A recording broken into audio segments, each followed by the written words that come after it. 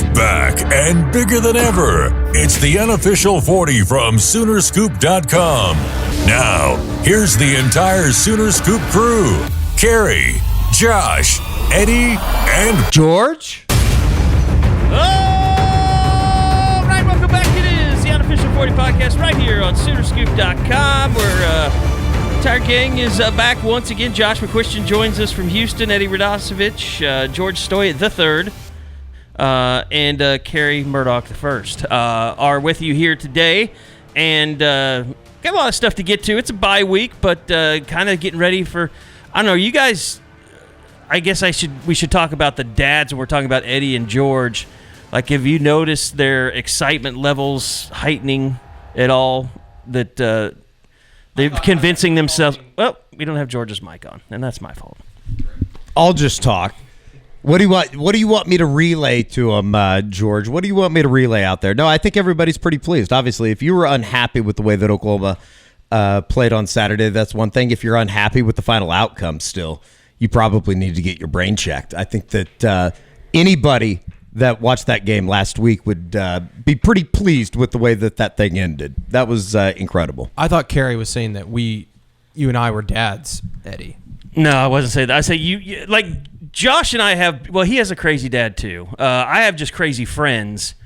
You know, it's like this week has been like, oh, well, look at the line. You know, how can it be that much? And you know, that's been the talk. But now some of my friends are starting to convince themselves that OU is going to win. So it's Wednesday. Well, that's OU Texas week. But that's just But typical. That's I was asking, year. are your dads that way? I mean, they getting to a point where they I think feel I've mischaracterized my dad as someone who's like a crazy fan. Like, he definitely is invested, but like he also is very realistic. Like, he understands. And I mean, my dad coached college football and coached high school football. Like, he knows the game pretty well, and he knows that OU has its limitations. Now, I think he thinks that they can go in and put together a good game plan and be in the game. And I think that that's a pretty realistic take, that they can go in and during the bye week and maybe figure some things out, get some guys healthy. And we all know it. We've all gone to this game a million times. Like, crazy shit happens. Like, anything you never can know. happen. Yeah. Like, I think. And I think one of you, I can't remember who it was, had thrown out some of the biggest favorites that ended up losing this game. It's been like 3 or 4 times in recent history where somebody's been like a 14-point favorite or something and they ended up losing the game. And I mean you see that all the time. It definitely happened within the last decade, for sure. It happened last year. I mean, sure. Texas was like, what, a 9-point favorite? I thought it went off at like 12 last year, but maybe that's a lot. This year it's up, what is it, like 14 and a half? Yeah, it's kind of everywhere. Yeah. We'll get a better idea coming out of the weekend when the line really kind of gets set. By the way, the Unofficial 40 is presented by Schwab Meat, the official hot dog of game days. You can find Schwab products online at schwabmeat.com or local convenience stores like On Q, 7-Eleven, and Love's Travel Stops, Roller Grills, and a lot of people don't realize that those are Schwab dogs. And most Oklahoma grocery stores also use the promo code SoonerScoop. You get $75 if you order $75 in meats. You'll get free shipping, and that saves you a lot of money because that food shipping stuff, it gets up there. So free is, I mean, in some cases, that could save you $100. So that's a pretty good deal. Promo code SoonerScoop. We'll tell you more about Schwab as we go along. Great NIL sponsors, as well as Danny Stutzman and done other players in the past. So anyway, Josh, I wanted to kind of start off talking a little bit of recruiting with you because you guys kind of got into it a little bit in the recruiting report that you did yesterday. Just in terms of, you started talking about, SEC teams, and after seeing 2 of them, where is this program, like recruiting-wise, where are the holes? I was wondering, in terms of the offense and the way it's performing, what is the pulse that you're getting from the guys that are out there, the recruits that are out there? I know we've had some talk about, you went and saw Kevin Sperry. He hasn't budged so far, but, you worry about guys maybe if they don't see what they like or there is a change made in the coaching staff, like guys could start to look around a little bit. Has it been good enough to where it's kept that from happening, I guess is the question. Yeah, I don't get the impression that there's anybody really with a wandering eye. And I honestly, in Scoop on Friday, I'm going to have some stuff from the offensive line group, but kind of in a nutshell, like that group sounds like they have really gelled. For those that don't know, Michael Vasusi, Ryan Foje kind of being the two headliners, the big tackles, and Darius Afalava, the interior offensive lineman from Utah, and Owen Hollenbeck from the Dallas area. Those four seem like they've gotten pretty comfortable with each other, and their message, it seems like guys that are bought in. Like they seem like guys that are saying the same things. They kind of, like it's all like kind of all for one for all kind of thing like that. It just feels like that group is good. And honestly, if you look at that offensive class, if you can keep the O-line group together and the wide receivers together, which again, I think Emmett Jones being the recruiter that he is and being able to sell these guys on, look how many freshmen we're having to play. Like this is going to be the case again next year. We're going to lose some guys. We're going to need some of you guys to step up. I think that's a sell. That's an easy sell. And if you keep those two groups together, you have almost the entirety of the offensive class together. But I mean, Kevin Sperry says the right things, but you still hear this stuff in the background that kind of won't go away. And I don't know how valid it is right now, but it's definitely something you keep an eye on. But again, I spoke to Jaden O'Neal yesterday. He seems really good. He took some stuff out of his Twitter profile, and everybody got, not everybody, but a few people were concerned. He didn't even realize anybody had noticed until I talked to him about it. And he was like, oh, well, then he just goes back and he's like, look at the bio, like 5 minutes later, and he'd put OU commitment back in his bio. Like, I think it was just something he did. I don't really have an explanation for that part. Yeah, and I mean, this is a big week. I mean, a bye week. I mean, a lot of people think, it's a time for and the players do need to kind of we're going to talk to the players tonight after practice, but I think we've kind of figured out like Tuesdays and Thursdays this week they've kind of given them off. Is that what we're thinking? No, they're practicing Thursday. They practiced Monday. They were off Tuesday. They're practicing today, and then they're practicing Thursday. Brent kind of gave the rundown on his teleconference today. Well, we'll get into that. But Josh, let me ask you: Dakotah Terrell announces that he's going to commit to play at Missouri. Is this a alarming thing that we've just seen? Is this something to be concerned about? Is this a guy that OU should have offered and had him in-house already? Well, and I know people are going to fact check you. They did offer, but it wasn't committable. I can tell you from things I've heard, I got the impression that if it was, maybe this decision would have gone in a different direction. But I'm torn because I think he's pretty talented and pretty interesting. But a 6'8", 215-pound tight end, you're like, man, when does he make an impact? Like, how big is he going to get? Can he play? Is he going to block on the edge? Like, there's just questions I have. But at the same time, I watch him run and I watch the size, and you're like, to me, that's a guy you take a chance on. Like, especially when I look around, like they need another tight end. Like they're not there now. Is he the perfect complement to Trinae Washington? Not really. They're kind of similar in what they do. They're kind of flex tight end type of players. They're going to play in space, but you need another tight end, and I don't know who they've got earmarked at this point that's going to be that guy. I don't see any obvious choices. So. I'm a little surprised. Isn't this kind of also a little bit I don't want to make this a bash Joe John Finley show, but if you had a better tight end room, you could take a chance on this guy. Whereas the way it is now, all your young guys haven't developed. You've got transfer guys that are your main players right now. You don't have any kind of built-up depth for the future. You don't know what the future is at that position. And so now you're sitting there looking at a guy like Dakotah Terrell, could have amazing potential. He should be a guy that you take a shot on. I mean, Missouri, they're taking a shot on him. They probably feel good about their tight end room. If it doesn't work out, it doesn't work out, but it was worth the risk. Like, that's what I'm hearing you say in this kid. And you can't take that risk because the room is such a mess right now. Yeah, I mean, and guys, as we head to this 105 scholarship era, these are exactly the kind of guys you should be taking. Like, hey, Dakotah, we're bringing you in. We don't think you're going to play for 2 years. Like, you can be honest about it, but we think maybe in a couple years you really could be somebody. Like, we really think you have potential, but there's a lot we've got to work on it coming from a little tiny school like Pocola. Like, you can be honest. You can be direct with that guy, because I do think he really wanted Oklahoma at one point in his recruitment. So, again, to me, I think it's probably a mistake. Now, he may end up being nobody. Like, I mean, that's absolutely in the, possible outcomes. And maybe it's the most likely outcome. But if you are a developmental program, you believe in projecting, big time athletes, and you want to really take every guy in state that's capable of helping, this is a guy that seems to check all those boxes. So it's a little surprising to me. I mean, it's surprising to me as from afar, the fact that OU didn't take him. I think we've known that was going to happen for a while now. But as you look at it from what we understand of how OU wants his program to be, it's surprising they weren't more serious about him. Josh, are they even looking at any other tight ends? Because I look at this as like, we've talked about it with the coaching staff, and we can get into this year's team here in a little bit, but like a lot of these coaches, their jobs might be on the line this year on that offensive side.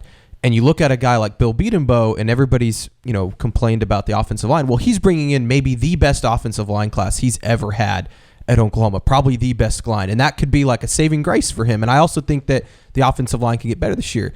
You look at that tight end room, it's not like he's bringing in a couple 5-stars at the tight end position. If he had Nate Roberts committed, maybe it's a little bit different. But is there anyone else out there, Josh, that you're like, oh, he can maybe add somebody late? Well, the one that I know has come up a few times, and it was a guy that OU offered early, and I think kind of were kind of lukewarm about him, largely because they were putting a lot of energy into Nate Roberts, or a lot of whatever recruiting effort they were putting out. I think it was going into Nate Roberts. Was Chase Lofton, kid from Nebraska. Obviously, Oklahoma's had good success with Caden Helms, Cade McIntyre. Whatever else you want to say about Joe John Finley, he's recruited well in Nebraska. Yeah. So, that's funny. It's funny to me. Yeah, I mean, almost half of his room is Nebraska products that so far haven't done a lot, but I have some belief. Yeah. So Chase Lofton's currently a Florida State commitment. With what's going on, as bad as you want to look at Oklahoma right now, and say, oh, that offense makes you doubt things.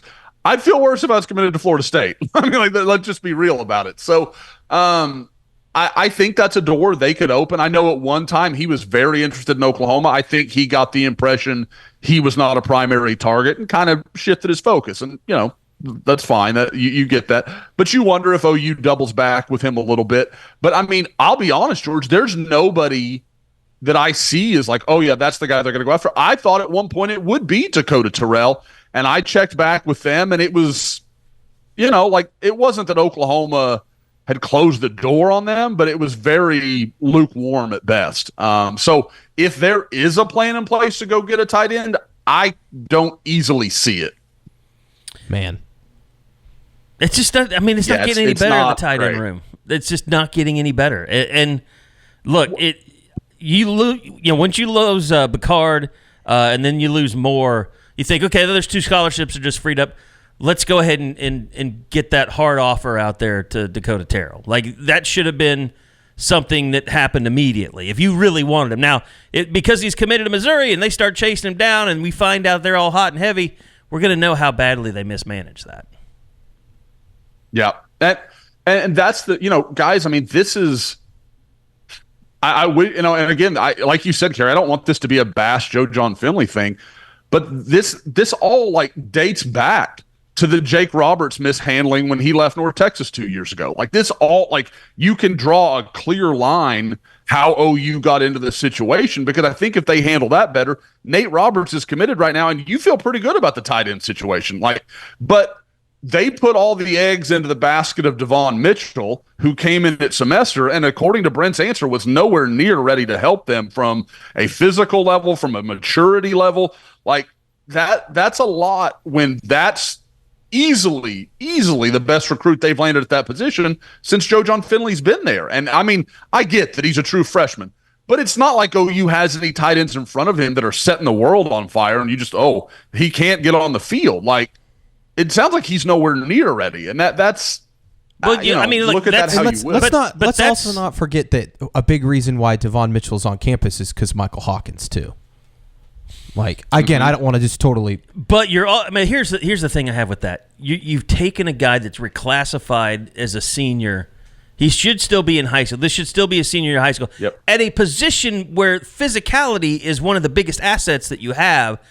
And I know he's a big guy, but he's still, it's like, he's still a kid. Like Brent said, like getting him to wear the right clothes to practice and stuff.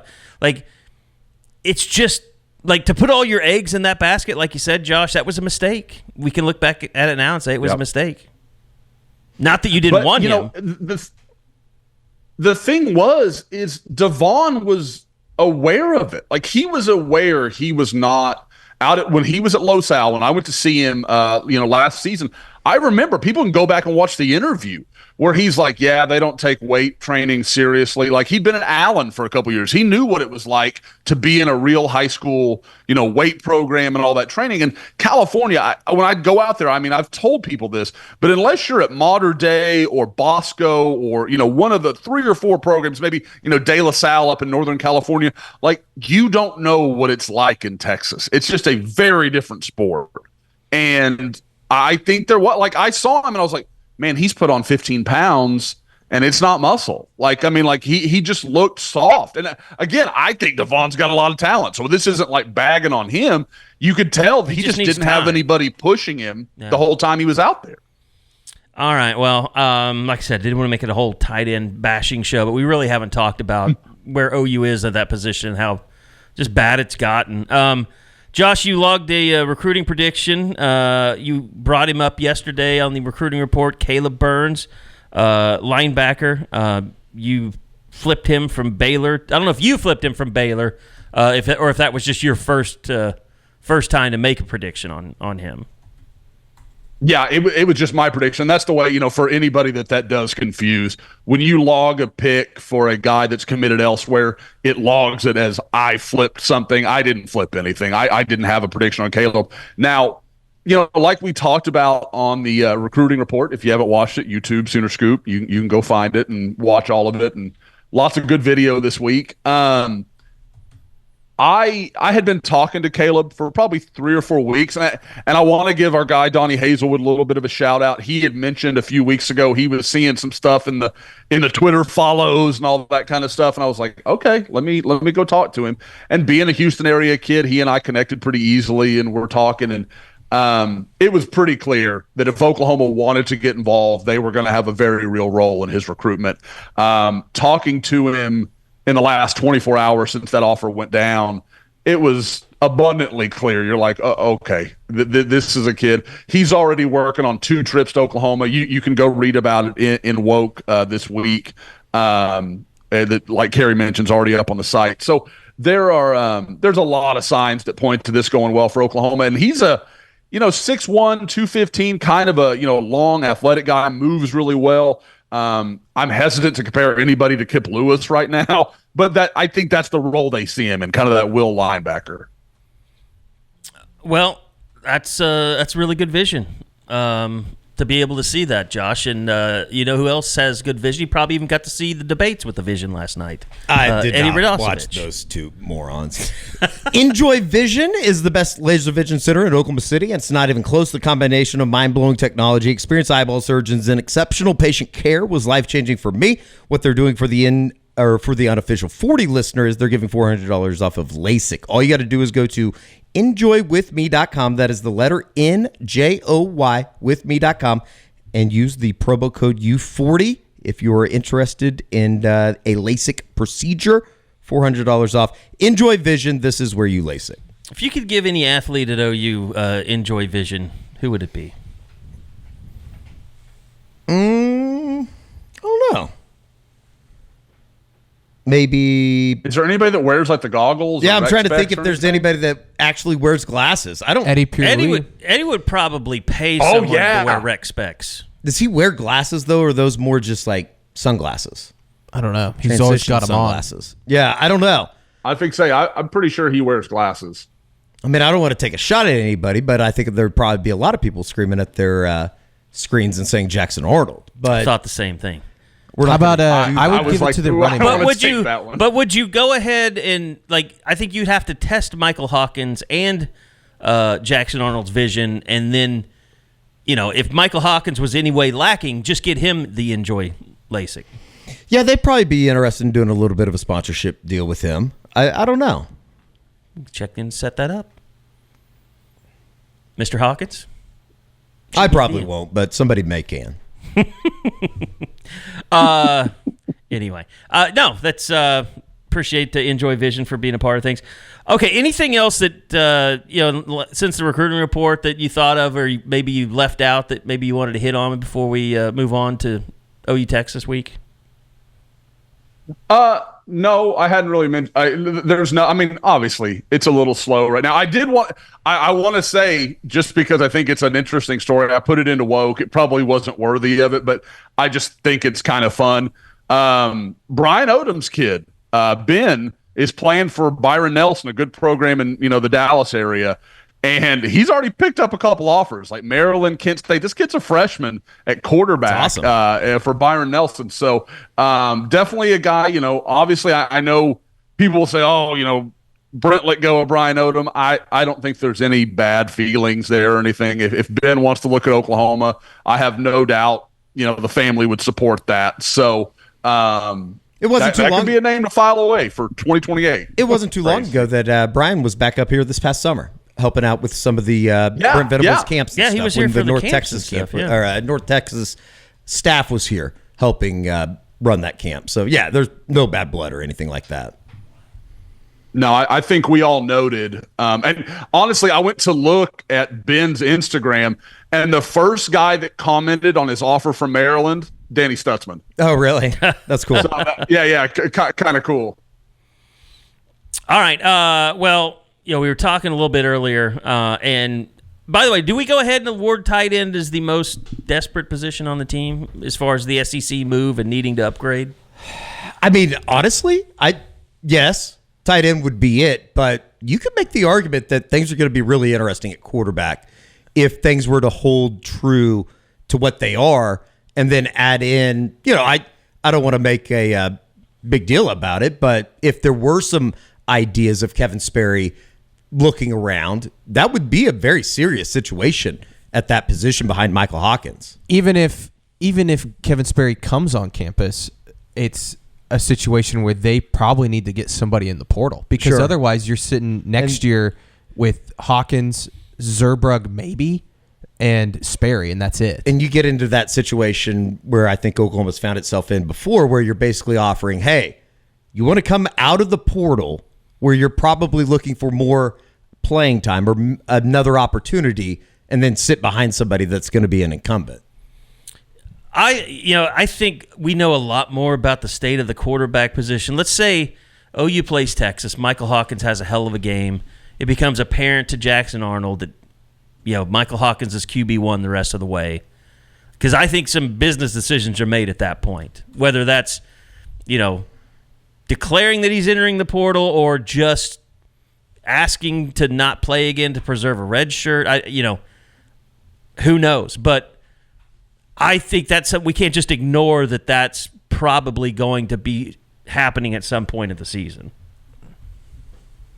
If Michael Hawkins gets hurt and he goes in and he's a hero, it changes everything. But the fact that Brent, continually comes out and talks about how his playing days are not over. He's got to have a great career in front of him. All that. He's trying to say all the right things, but. And I know you've gotten to know his parents really well, George. They don't seem to be the type of parents that are so overbearing that they're going to, force him to go into the transport. I think, don't you get the impression they'll leave it up to him to what he wants to do? Yeah, it's a really tough spot, because I think Jackson loves Oklahoma and he wants to be the starting quarterback at Oklahoma.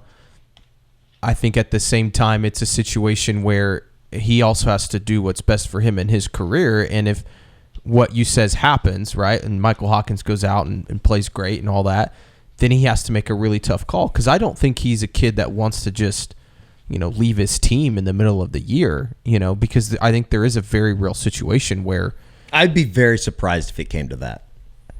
I don't know. I just would be very, very surprised. I think anything is possible in, here's the other today's thing. college football world. You can't ignore that he has a pretty big agency representing him too. So they are probably in his ear a little bit saying, if you want to increase your value, we need to look at going somewhere else. Maybe, but I also think you could decrease your value by just up and leaving in the middle of the season. I think it's that's kind of where my mind would go. I think on for like for quarterbacks, I would agree. Like, that's the one position you want to show leadership. You want to show some stick-to-itiveness or whatever you want to call it. Like, you don't want but we've seen quarterback. I mean, look at the Sluka guy. He just bolts. I mean, that doesn't look good on him, regardless of what agreement he had for NIL. Like, how many teams are going to want him to be the face of their program after he's done that? I would also venture to say that without really truly knowing, Jackson Arnold's representation a lot better than what the Matthew Sluka kid was getting. Oh, yeah. Yeah. I think, though, that we don't know what conversations are being had behind closed doors. Like, I could see a situation, too, where, if Hawkins goes out and plays great, Jackson has a conversation with the staff that says, hey, I'll stick it out for the rest of the year, but I'd really like to keep my red shirt. Like, I don't want to go into the game, but if you guys get into a situation where you absolutely have to have somebody, then, I'll play. But I could see that being a conversation they have. I'm kind of with Eddie in the sense that I just don't see him leaving the team in the middle of the season. That said, I don't really know. Like, I haven't talked to anyone about it or anyone close to Jackson about it. Like, it's a really tough spot for the kid. Yeah, and I think the Auburn game was, from if I just try and put myself in his shoes, I bet it was more like, well, yeah, everybody loves Michael Hawkins. Let's see him go out and play a real team. Let's see what he can do. And for a long time, it didn't look good. And I'm sure about start of the fourth quarter, he was like, yeah, it's not so easy. And then he ended up making a lot of plays in the fourth and gets Oklahoma backflips in the end zone. Wins the game. That puts him in a mindset that he wasn't in before that game started in terms of what his future really is. And then I think you go out, and if Hawkins is, one of the best players on the field in the Texas game, it solidifies that even further that, okay, I don't have a spot here anymore. I just don't think it. I bring it up because we have to talk about it, but I don't think it's reached that point. Maybe it has, but I doubt. I don't think I can't see that it has reached that point. It's not where reached it has to make I think a we have to decision. wait and see what happens. There's just so much football left to be played. I mean, Michael Hawkins could go out, throw a bunch of interceptions, and he could be back in the game as a quarterback. Exactly. And then like, I still think there's a situation where something like that happens, or Hawkins gets hurt or whatever, and all of a sudden we're covering like a quarterback competition in the spring. Like, both guys stick it out in some fashion, and that's still a possibility. I don't know. People are probably gonna be like, that's not gonna happen, which I don't think it will either, but you never know. We have no idea. It's been one game. Sorry, George. No, go ahead. Sorry, I thought you were done. That's my thing. Like, what do you guys really take away from Michael Hawkins at Auburn? Do you feel like, okay, OU's found their guy, or it's still very much wait and see? Like, I feel like people saw a couple of big plays and have changed, like, and are just like, oh yeah, it's all settled now. Well, I mean, I'll say this: like, coming off the performance of the Tennessee game, it wasn't a high bar. Like, you didn't have to see a whole lot, but you did see, like we talked about on the post game. What I liked is you saw plays developing down the field in the passing game. You saw, you remember what you showed on the game day. Rewind is that pass he made, over the middle where he kind of slung it sidearm to Bauer Sharp. Like, you haven't seen that pass with Jackson Arnold. You just haven't. And so I saw potential that I didn't see in Jackson Arnold, and that's what had me most excited about the future with Michael Hawkins. I would also add, just being down on the field, there is something that he brings to this offense that Jackson simply didn't. And I don't know if it's maybe more so they just are able to move the ball as much as it is to me just his interactions and the way that he composed himself, delivered communication, shit like that. We had not seen that. And I know that they had it played on the road, so maybe that's unfair to Jackson. But I would even go down to the extent of, and we talked about this a little bit after the game on the Eskridge Lexus post-game podcast, was just the fact that it seems that his teammates love that guy. And when he's on the field, they believe that they can move the football. And in the 6 quarters that we've seen him, it hasn't been great from a output standpoint, but I do think that it tells you something. I don't know what that is. And I know that we kind of speculated, or I speculated on the postgame podcast, just in terms of, did these guys within the locker room, was there a segment of guys that saw this through camp that were like, we're better with him as the quarterback than Jackson? And who knows if there is any truth to that. But I don't know. To answer your question, Josh, I think I'm somewhere in between of I want to see more, but I really, really liked what we saw on Saturday. I really liked it. And I think, Eddie, and again, I'm not there, so I definitely take more stock in what you're saying than what I see.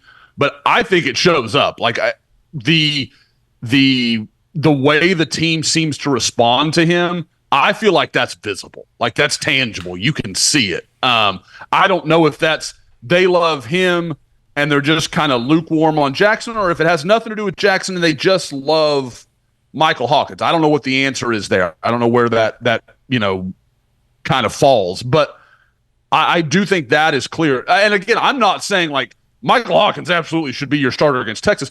I just feel like people are getting ahead of themselves and acting like, oh yeah, Oklahoma's got their guy. Maybe they do. They absolutely may, but I came out of that Auburn game with honestly as many questions as I had answers. And I know people are like, well, OU was vanilla offensively. Yeah, because they had a freshman quarterback. Like clearly they felt they were limited. But so they Josh, had to, cut some stuff back. And so how does that add up? I don't align with that thinking, because Jackson Arnold had 3 games before the Tennessee game, and he was worse than he was in all of the games. And like Brent said, when you smell blood, you've got to take advantage. And fumbling on the 5-yard line, I mean, throwing the backward pass, just like when he had opportunities after turnovers 2 out of 3 times. What was it, 2 out of 3 possessions, right? When the defense forced a turnover and the offense gave it back on the very next play twice. Like, I agree that Hawkins should be the starter. I'm not arguing that point at all. I feel like fans are, because it was better than bad, that they're like, well, now it's all solved. I'm not there yet. Let's see. Yeah, I mean, I want to see. Part of that starts with Seth Luttrell too, though. What is he? Yeah. What is he? Fair. It's the same conversation that we had even before the game last week. It's like it's not all quarterback, but what you got from the quarterback on Saturday, that was a whole hell of a lot better than what you had seen. And to a certain extent, just going back and like cutting up the clips from a just running the football standpoint, there were some flashes of it. Think of what you want to see. I don't think that, as we've said before, that this offensive line is never going to be a Joe Moore Award group, but there's been a time or two when Javonte Barnes has been a Barnes had a hand tackle away. Barnes had a couple runs on Saturday that is like, okay, and that's a starting point. The thing with Michael is all that intangible stuff is great too, but like his ability to run the ball opens up so much on this offense, and like the 48-yard touchdown run to start the game, like that's not Jackson Arnold probably picks up that first down maybe, but like he's not housing it. He's like not running that. Away, and that's why anybody. I just think that moving forward with the struggles that you've had on offense, when you have a guy that can score from anywhere like that, you have to play him moving forward. And he didn't make any big mistakes. Like I know that the offense still struggled mightily throughout the game. He never really put the ball in harm's way. And so like that to me, is a big step forward from where it was. And Eddie, like you pointed out when we were prepping for, I think the rewind, you put together that entire clip, all those clips of him making checks at the line of scrimmage. Yeah. On the road at Auburn, the poise that he showed, the command of the offense that he showed, like dude, he's going to be ready. I mean, I'll say this, Josh. From everything that we've seen and seeing him go on the road, I don't want any other quarterback starting that game besides Michael Hawkins Jr. I don't think that Jackson Arnold can handle that environment after what we've seen from him. I would agree with that. Like Mike is super. Like you don't see the ups and downs. I mean, obviously he gets excited about a big play or something like that, but he is very even keeled every time I've ever dealt with him. Like just very mild. I don't see that situation. Again, is he going to have butterflies and be excited? Sure. Like people that say they don't, like the whole. I remember Kaleb Williams in the preseason. Like I don't get nervous. Everybody gets nervous. Like it's okay, but I think he can manage it. Like I think he can deal with it, and I don't think that's going to be too big for him or anything like that. But I will say, guys, and I know I've got to go here shortly. One of the things that I really wish, I know Seth Luttrell talked about they were going to spend this week doing some self-evaluation. I would love it if he went back and looked at some of the stuff Gus Malzahn was doing in that game to get Peyton Thorne easy throws. He did it again. Because some of the stuff they were doing with motion again. And getting the running backs, it was beautiful. Like Oklahoma could do that with Michael Hawkins. They absolutely could execute some of that stuff. It's Hugh Freeze, Josh. Not Gus Malzahn. God damn it. I did it again. Why? I'm telling you, like this is a thing in my brain that's been going on for several years. Those two people, I just interchanged them. I don't know why. I would say even like little things too that like when you probably don't see on the broadcast. And we talked about this, I think on the way back from the game on Saturday night, George, back to Montgomery and I know that you wrote the story with Kevin Murray, there are some like from a mental standpoint, he gives the Kyler vibe that his interviews very, very unaffected by anything. His interview, like post-game interviews and during the week and stuff, it's very reminiscent of Kyler and just his like nonchalant, relaxed attitude. Like I remember talking to Kyler after so many games, and he just was like, "Yep, that's no big kind of what deal. I'm here to do." Yeah, and even little stuff that you probably don't see on the broadcast, just in terms of like when the offense is coming out before they go out onto the field together as a unit, like he's always the first person out there. And I know that doesn't mean anything when you're talking about moving the football, but from a leadership standpoint, it's kind of like he's always out there clapping, like, come follow me. We're about to go do this. And I think that counts for something. All right, Josh, we'll let you get on your way. Appreciate it. And don't blame Josh. That was my fault. We got a late start today. But want to remind you guys that the Unofficial 40 is presented by Schwab Meat, the official hot dog of game days. They also a great NIL company working with Danny Stutzman and Nick Martin this year. If you haven't seen the commercials, check it out. Got the dog in you. It's pretty cool. They've also had go all the way back to 2021 when Kaleb Williams was one of the players sponsoring. They were sponsoring Jalen Redmond in 2022, Drake Stoops, and Kendall Daniels in 2023. So they always do a great job supporting Oklahoma football, supporting Sooner Scoop now. And go online to schwabmeat.com and use the promo code Sooner Scoop. And when you order $75 or more of meats, you'll get free shipping. And that can save you a ton of money. But yeah, get your hot dogs for the rest of the season. Get your your brats or whatever you want from Schwab Meat. Go to their website, schwabmeat.com. Check it all out. They've been smoking the highest quality smoked meats, hot dogs, and sausages in Oklahoma City since 1912, and proud to have them as the presenting sponsor of the Unofficial 40 through the rest of the season. Okay, we've kind of gone over the bad a lot so far, but is this offensive line going to get healthy this week? It's got to be the healthy. I don't know if Troy Everett's going to be healthy enough to play, George. He's healthy enough. I think. You think he's going to be ready to go? Well, I think he was this last Texas, week. yeah. I think that they just chose to start Hickman, and I think abundance of caution. I think that it's one of those things. I don't even know if it's abundance of caution. I think that they just feel like Hickman's better. Well, and they like that lineup playing together. Yeah, and I mean, better. these guys have to play together at some point, right? That's my point is I think it's one of those things that Hickman and those guys, that was the five all of fall camp. And so they've played together through fall camp. They haven't played much during the season, but like that was supposed to be their group this season. And so that's why they're rolling with Hickman instead of Everett. Now, if Hickman is, not playing well or whatever, then I think you could eventually see Troy Everett. But I think that they really like that group, and that's why they ended up rolling with him. But, I mean, I anticipate them being pretty healthy. This is the healthiest that they've certainly been all season. And I think Jake Taylor, I said this in the postgame pod, Jake Taylor gives them so much more flexibility because they can play their best five when Jake Taylor's out there. And you just hope that he can continue to get healthy. I thought he played pretty damn good considering the injury stuff that he's dealing with. So I bet a lot of those guys aren't practicing this week. I bet they're, kind of taking a week Healing to up. just, yeah. And Brent said, the first thing he said on his teleconference today was, this bye week comes at the perfect time. We are trying to get healthy this week. Like, that is their number one priority, is getting healthy. So we'll see. I expect them to be pretty good up front. The rest of the guys, I think you got to keep an eye on Taylor Tatum, who I think will be back. I feel pretty good about that. Well, go over. You did ask him about injuries today. He wasn't gruff with you, but he actually told you what's going on with the injury situation. He did, but he didn't. I asked specifically about Taylor Tatum and Deion Burks, and his quote was, I have it here somewhere because you guys can try to decipher it, but basically said a lot without saying anything. Here it is.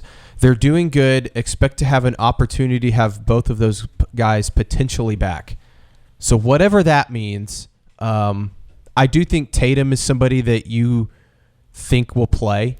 Deion Burks, I have no idea. I honestly don't even really know what his injury is. I know I went back and tried to watch it. Eddie sent me the clip of him where he kind of got banged up in the first quarter. He played the second and third quarter, and then all of a sudden just was not in the game in the fourth. So I don't know what his injury is. I think he's more of a 50-50 chance that he plays, but I guess that's good news from Brent. I don't really know. It's better than, he can't play. Right. Which he wouldn't have said. No, but I don't think so. But I think anybody that has been, worried that Deion Burks has quit the team or anything like that. I don't understand. The one thing I'll say is, like, there's all these narratives out there about guys quitting the team, and I just haven't heard that from anybody reliable, like, other than, like, it's just been speculation from fans. I just don't buy that guys are just quitting on the team. I think that they're purely dealing with serious injuries. I think that's kind of something that's come up with the Nick Anderson injury, because I think people just assume, like, oh, well, he's kind of opting out because, like, his brother was hurt his entire career and he just wants to I can see how people are getting there with the narrative on Nick Anderson. Yeah. And we know that is not, it's just not true. But I also think that Nick is probably dealing with, again, I don't know the severity of his injury. At this point, you can't count on him coming back this season. But in terms of coming back next year or late this year, like, I'm sure he's having an internal battle of, what do I do with my future? And you can't blame the kid for that, because if he wants to play in the NFL and he feels like he can go this year, then he has to make the decision that's best for him. I'm sure he's also waiting to hear back. They don't get their draft grades till later in the season. So we'll see with him. I know that Andrell is trying his best to get back on the field. Like, that is a fact. Jalil Farouk, I talked to some folks close to him this week. It's very clear he is trying his best to get back. He wants to play this season for Oklahoma. I mean, I think that these guys want to play. It's not a matter of wanting to play or not. It's like, can they get back to that point? And they're not going to rush it back. Like, I'm more optimistic on some of the stuff that we've heard here post the last scope with Andrell, that maybe he will be able to contribute at some point this season. I don't think it's next week at the Cotton Bowl. And same with Farouk. I know there's been some people ask me, do you think Farouk could come back? Because it would technically be 6 weeks. Yeah. Technically, the time period for healing doesn't start until after he had the surgery, which was later that week. So he's really only on about his 4th or 5th week.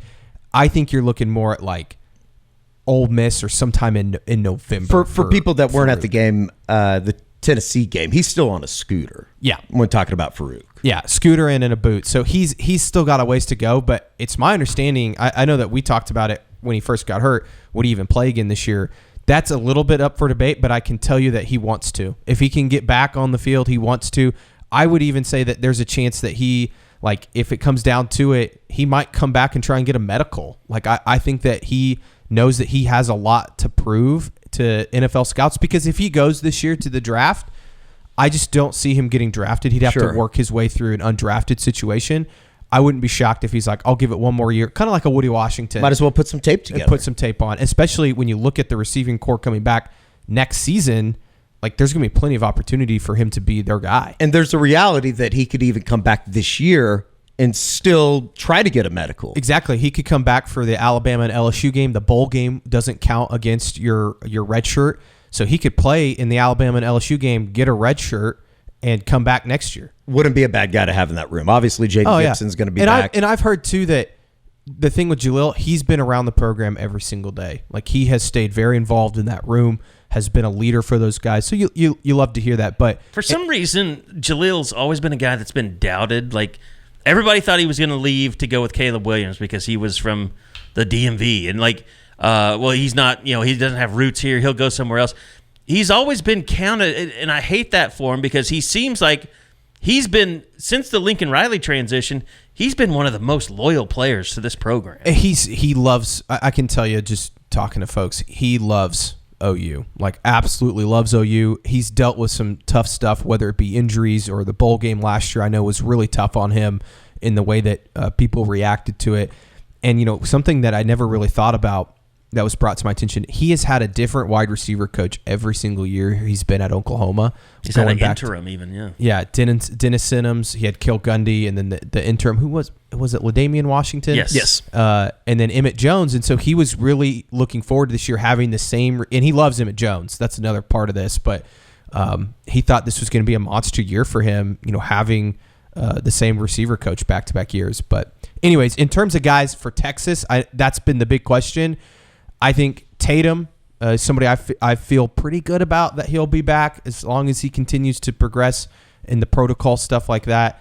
Burks 50-50. I think we might see Deshaun McCullough for the first time in this game. Had a big impact last year, right? If I remember correctly. Huge, the goal line stand. I wouldn't be shocked if we saw him. Gentry Williams, I have no idea. I wouldn't count on it. But Nick Anderson, Andrew Anthony wouldn't count on it. Tyler Keltner is back also, by the way. Brent said that on the teleconference. And he clarified, he didn't say that he's the starter automatically. He just said he's back. He just said he's back, and then I think Zach should be the starter. I'm putting it out there. After making those 2 kicks? I think he had an excellent fall. I was surprised that they ended up going with Keltner the first time around. Yeah, I think Brent's comments today were we'll have Tyler Keltner back for the Texas game, but Zach Schmidt made 2 really big kicks, I think was the exact quote. So, wasn't really clear on who's going to be kicking for Oklahoma. Well, I mean, look, we've got this week. Next week, things really start to ramp up. Like I said, we'll have some media tonight. Maybe we'll talk to Brent Venables tonight, hopefully so. We don't know yet 100%, but with the big game coming up, ticket prices are just going to continue to climb, especially from the Texas fans who feel like they've invented football this year. Anyway, the Game Time, they've got a new feature called Game Time Picks, and it makes getting tickets to your favorite teams play live even easier. It filters out the fluff to show you incredible deals on great seats so you don't have to waste time searching through thousands of tickets. Here's all you need to do. Download the Game Time app, create an account, use the code ON3 for $20 off your first purchase. Terms do apply. Again, create an account, redeem code ON3. That's ON and the number 3 for $20 off. Download it today. Last minute tickets, lowest price guaranteed. And also, if you're not familiar with the sections in the Cotton Bowl, they've got the seat view where it's a panoramic view. You pull it up on your phone. You can see what There are some, I think, obstruction issues in the Cotton Bowl underneath the awnings or whatever. So you can see if your view might be obstructed, but just flip on that all-in pricing feature, and it'll show you the total up front. All the fees will be added. There won't be any surprise at checkout, and that's always a good thing because we know. I mean, you use any type of ticketing app, there's going to be fees involved. It's just part of doing business. So go download that Game Time app, gametime.co, or just go to your app store. Create that account. Use that code ON3 for $20 off your first purchase. Terms do apply. All right. defensively, this Texas team, I mean, do you think they're going to be a bigger challenge than Tennessee? I don't know what to make of Texas. They haven't really played anybody that you're like, oh, they've got a good offense. One SEC game against Mississippi State, and it wasn't just a barn burner for them. No, and I believe Mississippi State had their backup quarterback, true freshman quarterback in there. Right. Yeah, they lost the Shapen kid the week before. Yeah, I mean, I think Texas is better defensively than maybe they were a year ago in certain spots. They certainly aren't in the middle of their defense in terms of the defensive tackles that they lost a year ago. So they've got the Colin Simmons guy who might be the best he's freshman. Very good. And so that'll be a challenge for Oklahoma's offensive line. I honestly haven't even looked into a ton of Texas stuff yet. I don't know about if Eddie's watched them much. I watched the Michigan game. Just the highlights. But yeah. I was very, very impressed by them and what they did up in Ann Arbor. But at the same time, it's kind of one of those things. Like, you look at this Texas game from all the different angles, and for this game particularly, you just kind of throw it all out. It doesn't really matter. No. This game's played on emotion and passion and everything in between. If OU, and this is a very cliche thing to say, you could say this every single week, but if OU goes in there and plays mistake-free football, they'll have a chance to win the game. Like, if they go out and they don't turn the ball over, don't make the big mistakes, maybe make some plays on special teams. We always talk about special teams in this game. Like, you can't have 5 penalties that bring back 4 plays that were over 20 yards or over 15 yards. Yeah, if you do stuff like that, you're not going to win the football game. Got to be clean in the special teams. Got to be clean in everything, really. Yeah. But if they can go in there and OU has done a phenomenal job. I think, do they lead the country in turnovers? Yes. This year? I mean, if they can go in there, and I don't care who's playing quarterback for Texas, if they can go in there and force whoever it is to turn the ball over. I mean, look at last year. OU got off to a great start. Quinn Ewers throws a pick on the first possession of the game. OU turns around and scores. Like, that's the kind of shit that has to happen if Oklahoma wants to have a chance. It's just like the Auburn game. And even with that said, all of that that did happen last year, you still had to have a miraculous comeback there in the fourth quarter. Yeah, and OU, I was rewatching the highlights of that game. Man, they were up. I think they were up 10 when Peyton Bowen got that fumble. And OU got the ball at midfield and went 3 and out. Yeah, and they could have salted that thing away, and then of course they should have won that game by more. And then I'm sure Texas feels that way too. Texas made a lot of mistakes in that game as well. But sure. It's just one of those games, man. That I know the spread's at 14.5. I just expect OU to play well and to at least be in the game.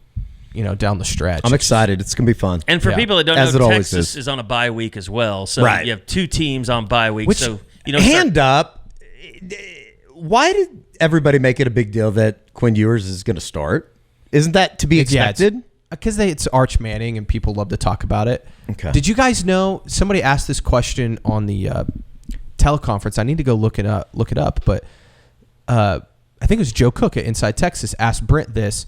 That it's only the second time during Brent's tenure, either as the defensive coordinator or the head coach at Oklahoma, that they had a bye before this game. Because it usually comes after? Yeah, because I was trying to think, when are the times that OU's had a bye before this game? Going into OU Texas? I want to say in 20... It was one of the years that they lost to Kansas State here. I want to say that they had a bye week in between. Did they have a bye week in 2020? Before I don't remember. Everything for 2020 is so weird. But I just find that again, I think sometimes we we talk about the bye week like in such a weird way that it's like it helps for sure, especially when you're dealing with injuries. But like I don't think it's like this crazy like it's going to help you win the game all of a sudden because you have a bye week. I mean, Texas has a bye week as well. Exactly. Yeah. Like. So both teams are going to be pretty healthy coming in. I mean, they did not have a bye week in 2020. They lost to Iowa State the week before up in Ames in that game. That Rattler ended up throwing the interception on the final possession of the game. And poor Patrick Fields was it Charlie Kohler? Was he the tight end then? Yes, I want to say it was. Just destroyed them. That was a tough watch. It's weird not being there. Oh, you weren't there, were you? Mm-mm. Been to every game Because you couldn't be on the sidelines a lot of those games. Yeah, I couldn't because they only credentialed one person from every site. Yeah, that's right. You couldn't even travel. I guess you had to make the decision: are you going to send somebody to shoot or send somebody to? See, I just don't remember any. I mean, I remember being in the press box for that game, but I don't remember very many details about 2020. I do remember you finally got to shoot the Cotton Bowl that year, and it was like you were reborn. With what? When Rattler yeah. The Florida game. Yeah. You couldn't be on the sideline, but you got to be like in the concourse. We were on the sideline for the Cotton Bowl. They had a bye. No, that wouldn't have been. I was going to say 2018, but they played September 29th, and OU Texas was October 6th in 2018. I keep going back because I don't think that they've had a bye any of the last couple years. No, that's why I was trying to think back. When was the last time they had a bye before this game? I think OU I think it's great, though. I hope they do this every year moving forward. I love a good bye week nice. before the 2017 game of the year. OU is just, here's the thing. OU is in that spot. They're a heavy underdog.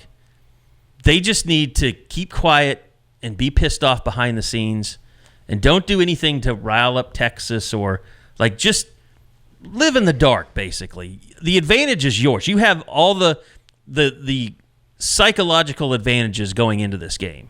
You're a heavy underdog. Texas is number 2 in the country. Sarkisian, you can just feel the, not arrogance, but just how much in love with Texas he is. Knows that he's got more support than any coach has had there probably since Mac Brown. Yeah, because they're good. Yeah. So, I mean, if you're Oklahoma, just lay low, man.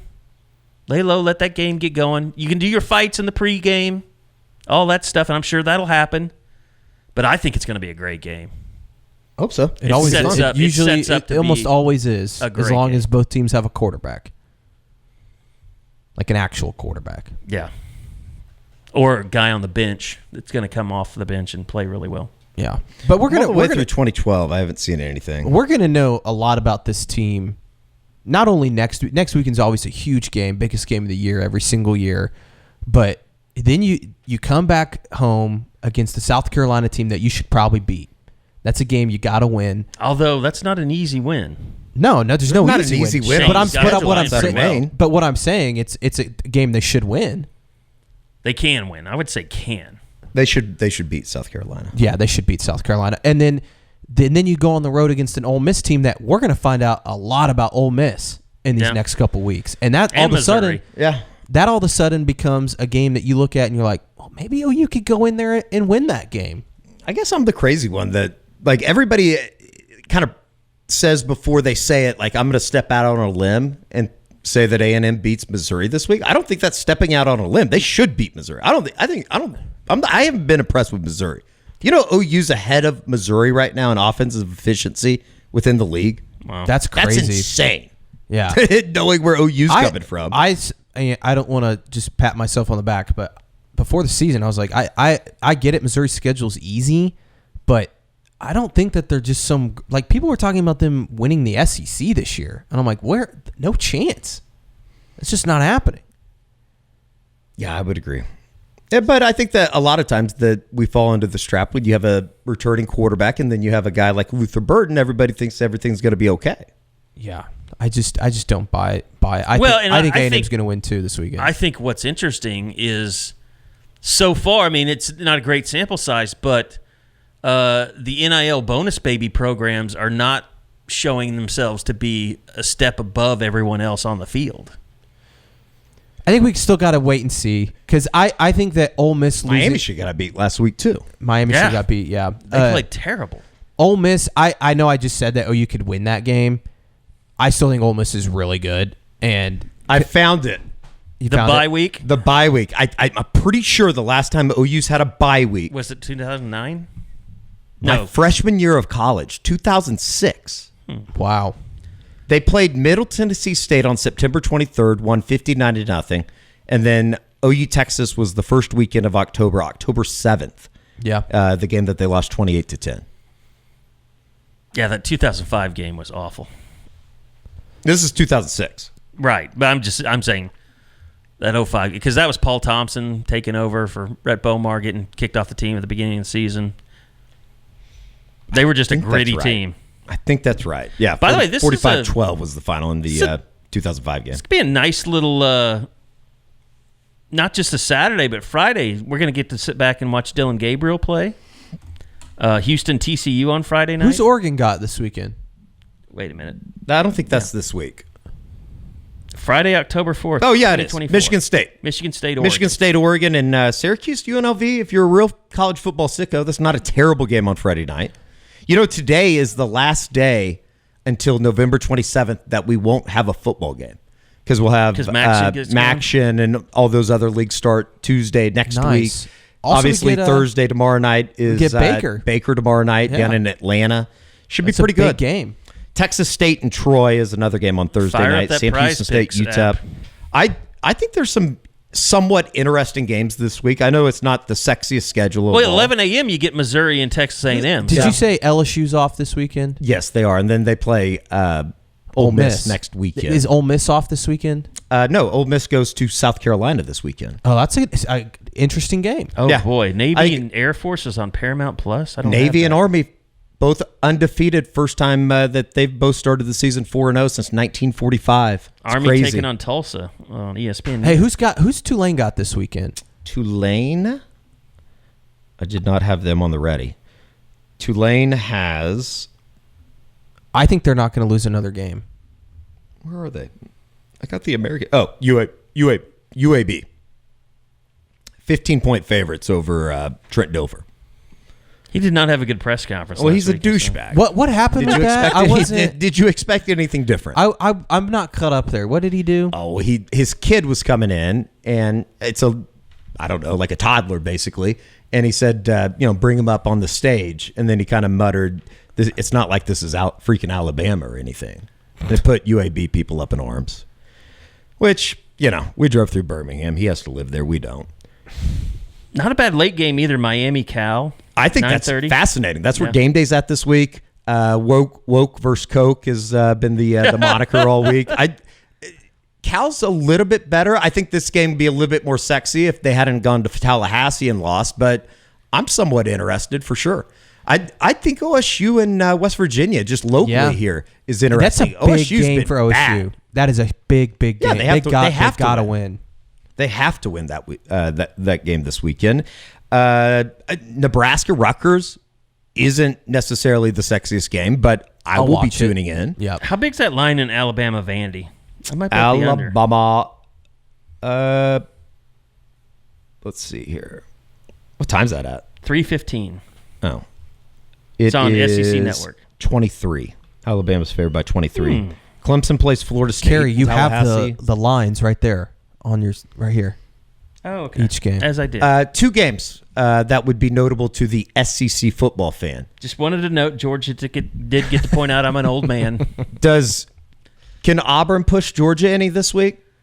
And by push, I mean, can they be competitive? Because Georgia's going to be really pissed off. I kind of walked away from the Auburn, they're not a terrible team. They have some moments where they are terrible. I'll say this. They gave the game away. If they struggle with Auburn, Texas might just have a shot in that thing. When they play Georgia. Oh, in 2 weeks? Mm-hmm. That's talk about a schedule coming out of the bye week. OU, Texas, and then Georgia. Yeah.